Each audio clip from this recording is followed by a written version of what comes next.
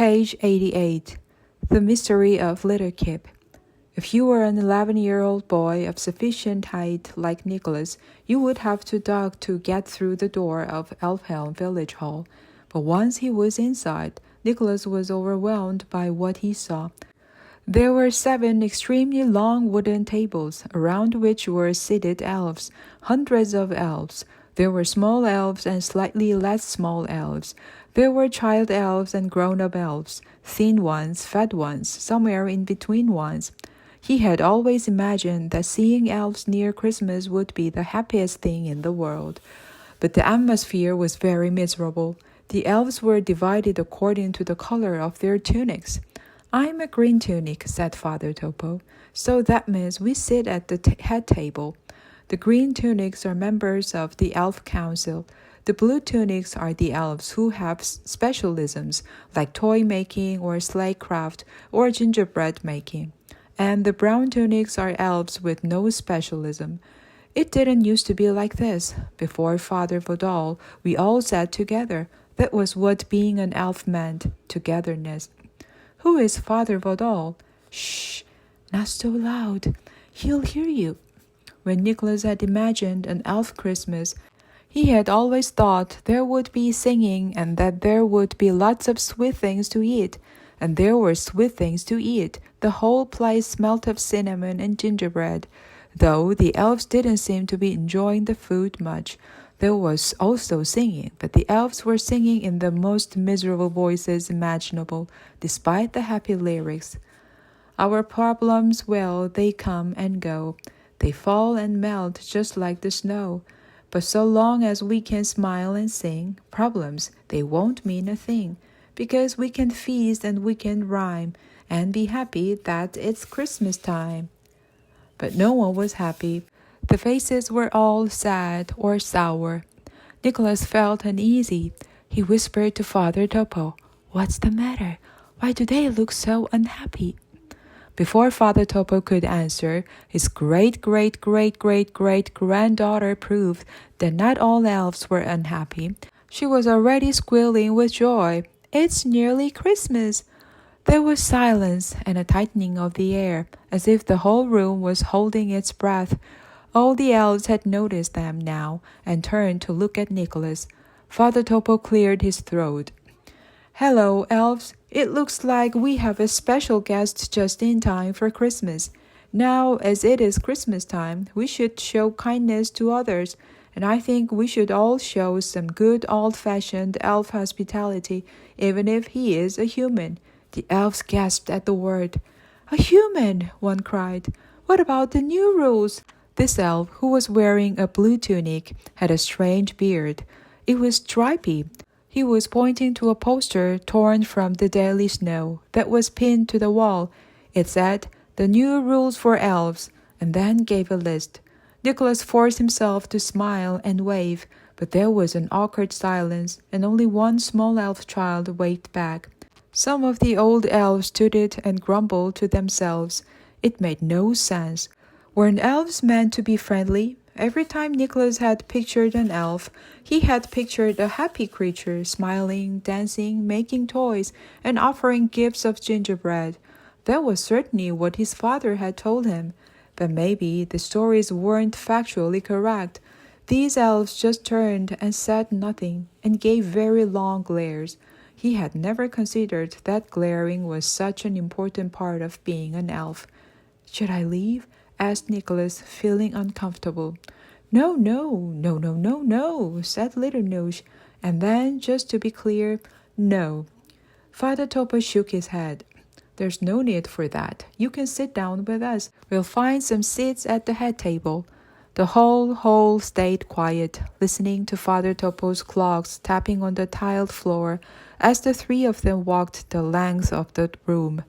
It was quite dark, with only 5 flaming torches on each wall, but Nicholas wished it were darker still, so that he couldn't be seen. Indeed, he wished he weren't there at all, even though the food on each table was tantalizing for a boy who had known nothing but mushrooms, and the occasional cloudberry or lingonberry these past few weeks. Gingerbread, sweet plum soup, jam pastries, bilberry pie. Little Noosh held Nicholas's hand. Her hand was small, but her fingers were long and thin, with pointed little nails. She, like many young elves, knew goodness when she saw it. She had no doubt in her mind that, despite being human, and having human ears, Nicholas wasn't somebody she should be afraid of. She led him to a seat. Half the elves at the table laughed in horror when they saw him approach, which meant there were now a lot of empty seats for him to choose from. He sat in the one right next to Little Noosh, and as he did, the sight of so much delicious food made him momentarily forget all those elf eyes watching him. He picked up a bowl of plum soup from the middle of the table and drank it in one go, then stuffed 4 jam pastries into his mouth and had made a start on a slab of gingerbread before he noticed an elf woman opposite tooting at him. The elf woman had bright blonde hair in 2 plaits that stuck out of the sides of her head horizontally in perfect straight lines. "You don't want your kind here," she hissed, "not after last time." "But he is nice," said Little Noosh. "He wears a red hat. No one who wears a red hat can be a bad person. Red is the color of life and love and sunsets." "Last time," said Nicholas. "Leave him alone, Mother Riri," said Father Topo. "He means no harm." "Harm? Harm? Harm! Of course, he means harm. You ask Little Kip if he means no harm. He is human. Humans are all harm." Another elf, solemn-faced, at another table, piped up, "Father Vodol won't be happy." Father Topo considered. "That might be true, Father Doreen, but we are good elves," he sighed. Nicholas was confused. "Who is Little Kip?" asked Nicholas, remembering the headline in the Daily Snow. And as he said the name Little Kip, the other elves at the table stopped eating. "It's probably best not to say anything," shushed Father Topo. "Can I just ask you one more thing?" said Nicholas. "I just eat your food, and then we should probably—" Before Father Topo could finish his sentence, another elf walked toward the table. This elf was the tallest of all the elves, but he was still only the same height as Nicholas was when he was sitting down. He had a long pointed nose and a black beard that stretched almost to his knees, covering his tunic, and the kind of screwed-up unpleasant face of someone heading into a permanently strong icy wind. He was also holding a black wooden staff. All those elves who were still seated around the table looked away, or bowed their heads, or nervously played with their food. "No more singing," he said to the whole. "I heard it before. Singing leads to joy, and joy leads to foolishness. I have told you, and this," he was pointing at Nicholas, "is why." Nicholas stopped eating too and met the stare of this scowling black-bearded elf. His heart began to gallop, and a cold sense of dread fell over him. Page 98. An Unpleasant Encounter. "Ah, Father Vodol," said Father Topo, "a Merry Christmas to you. It is very good that you, as leader of the Elf Council, have made it so." "Never mind Christmas," interrupted Father Vodol. The hall fell into total silence, and then Father Vodol spoke again with quiet menace. "Father Topo, I need to speak with you and the human. In the council room, now." "The council room?" The elf raised his staff and pointed toward the stairs. "Now, Father Topo, no delay, quick as a reindeer." Father Topo nodded. He turned and told Little Noosh to wait there, and beckoned for Nicholas to follow him. Nicholas did as he was told, but felt a little ridiculous at having to duck as he climbed the stairs at the back of the hall up to a floor with a very low ceiling and even lower timber beams. Nicholas followed the 2 elves past 2 others in black clothes. These 2 were male elves but had no beards. They were guarding a door that said Council Room. And then he found himself in another room that he was far too tall for. There was a long table with 20 chairs around it. Each of the chairs had a name engraved into it. "Shut the door," said Father Vodol before addressing Father Topo. "Were you not at the last meeting, Father Topo?" He pointed to the chair with Father Topo's name engraved on it. Yes, I was." So you will know about the new amendment to the outsider no. No humans must be brought here. Well, I didn't bring him here. I found him and his collapsed reindeer, a whisker from death, As Father Topo became nervous, Father Vodol stared intently at the elf's clogs. Within a second, the white-haired elf was off his feet, floating in the air. So you what? Asked Father Vodol. Nicholas noticed Father Topo was now gasping for air, even though Father Vodol was nowhere near him. Father Topo had tipped upside down and was now rising toward the ceiling, with nothing holding on to him. Biscuits fell out from his pocket. His face were bright red. His mustache drooped around his nose. Please, Nicholas said. It's not his fault. He was only trying to... And then Nicholas stopped speaking, because his mouth was closed shut. He couldn't move his lips or his jaw. Father Vodol might have been short, but his magic was strong. I did a little hope spell, spluttered Father Topo. Father Vodol's brow reddened with anger. A dreamwake? On a human? The upside-down elf nodded. Yes, Father Vodol. I'm sorry, but it was the only way I could save him. And a dreamwake only works on the good, so I thought it safe. And I was with little Noosh. What kind of example would it have set if I had let him die right there in front of her? Father Vodol quivered with rage.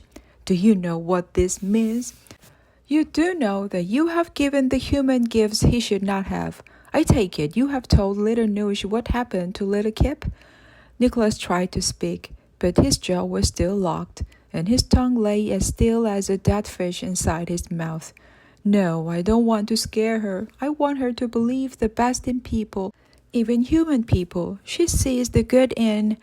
Father Vodol's skin above his beard grew redder and redder, like a sun setting over a thorn bush.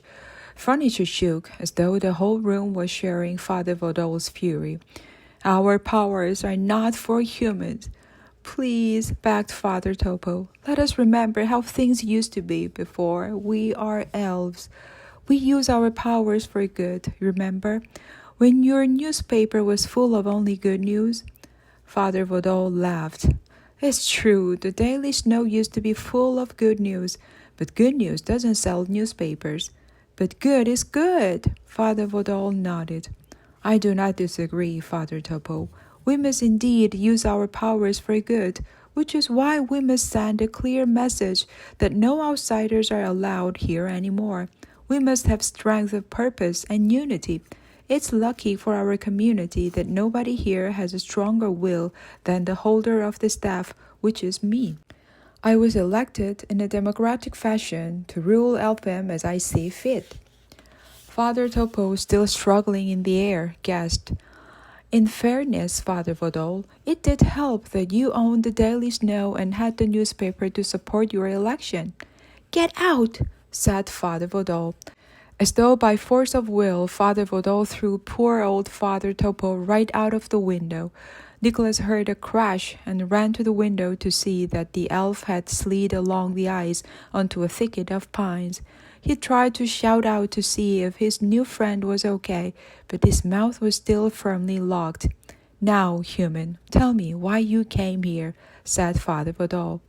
Nicholas turned back toward the furious black-bearded elf. He felt his jaw warm and soften and unlock. His tongue came to life again. I wanted to go to the far north. I wanted to find... What? Father Vodol put a hand in his pocket and pulled out a mouse. This mouse? Mika looked at Nicholas, terrified. Mika, are you okay? Don't worry, mice are welcome here. Mice have never done us any harm. Father Vodol gave a small squeal of pain. Mika had bitten him. The mouse jumped out of Father Vodol's hand and scurried over to Nicholas. Nicholas picked Mika up and put him safely in his pocket.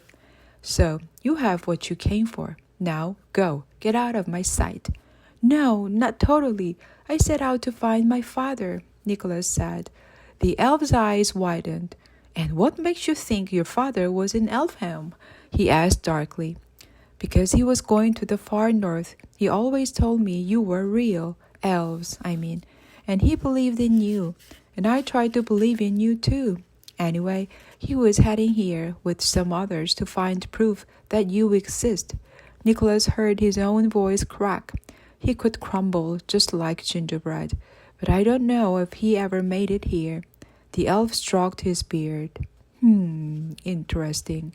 His voice was softer now. He broke off a corner of the roof on a gingerbread house that was in the middle of the table and ate a bit of it. He came closer. He even gave a curious smile. Describe your father. What does he look like? He is tall, nearly twice as tall as me, and he is strong because he is a woodcutter. And he has colorful clothes that are a bit tatty, and a sleigh, and an axe, and Father Vaudol's eyes widened. Tell me, out of curiosity, how many fingers does your father have? 9.5, answered Nicholas. Father Vaudol smiled. Have you seen him? Is he still alive? Said Nicholas desperately. Father Vaudol raised the staff in his hand. Nicholas saw the table rise off the ground, along with the chairs, only to slam down and break through the floor, falling into the dining hall below, where the elves were still eating their Christmas feast. The table and chairs narrowly missed hitting anyone and smashed onto the floor below. The elves all gasped and could see Nicholas and Father Vaudol, who was now raising his voice for all to hear, still standing in the council room. So, let me get this right. Your father is Joel the woodcutter? Nicholas had nothing but the truth. Yes. The elves downstairs gasped again, only louder, and all started talking. His father is Joel the woodcutter. His father is Joel the woodcutter. His father is Joel the woodcutter. For a moment, Nicholas forgot whatever trouble he might be in. My father made it here. He actually made it to the far north, to Elpham. Did you meet him? Is he still here? Father Vaudol walked around the hole he had made in the floor and came close enough for Nicholas to smell the liquor rise on his breath and to see a long thin scar beneath his beard. Oh, he came here all right. He was one of them. What do you mean, one of them? What did you do to him? Father Vaudol inhaled deeply. He closed his eyes. His forehead bubbled and rippled like water in the wind. And then he did one of his favorite things. He did a big speech, and this is how it went. Oh, I did something, he said. I trusted him. That was my greatest mistake as leader of the Elf Council. The elves who live here were full of goodwill, but I kind of knew all along that goodwill is just another name for weakness, and goodwill comes from happiness. So I have tried very hard these last few weeks to increase unhappiness. Unhappiness is severely underrated, especially with elves. For 1,000 years, elves had been happy and joyful. They made gifts for visitors who never came here. They even built a welcome tower. What fools we've been. And every Tuesday, whoever was leader of the council would sit down and talk about welcoming strategies. There was no one to welcome.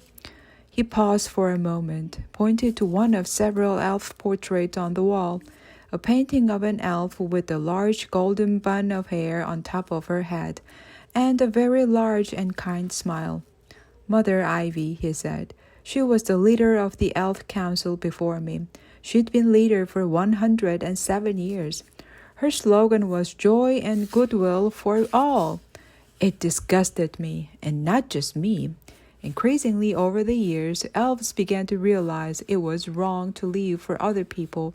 So 2 years ago, I put myself forward for election. Elves for elves. That was my motto. And I got in. Easy peasy. Mother Ivy wished me well, of course, and gave me a fruitcake and made me some fleece stockings. I gave her a roll as Forest Troll Peas and Boy, and she was eaten within a week. They ate all of her except her left foot, because of some pretty bad bunions. With hindsight, I think she was probably the wrong person for the job, bit too friendly. He sighed a long sigh as he gazed up at the portrait. Poor Mother Ivy. But the trouble is, she didn't understand that other creatures are not like us. You see, in their hearts, elves know that they are the best of all species. They just needed someone to stand up and tell them. And so, to help them, I instantly tried to make elves more miserable for their own good. I made them wear different colored tunics and sit at separate tables. I banned speckle dancing, lowered the minimum wage to 3 chocolate coins a week, and stopped the unsupervised use of spinning tops. I spent every day trying to find the scariest headlines for my newspaper, the Daily Snow. I even changed Mother Ivy's slogan to tough on goodwill, tough on the causes of goodwill. I was proud of that. But I couldn't go the whole hog, not until Little Kip was kidnapped. After that, Elfhelm was finally ready for change, and I changed things quickly. He glared at Nicholas as his mouth curled like a cat's tail. And the very first thing I did was ban outsiders and change the welcome tower into a prison. "Guards!" he shouted. "Take the human to the tower!"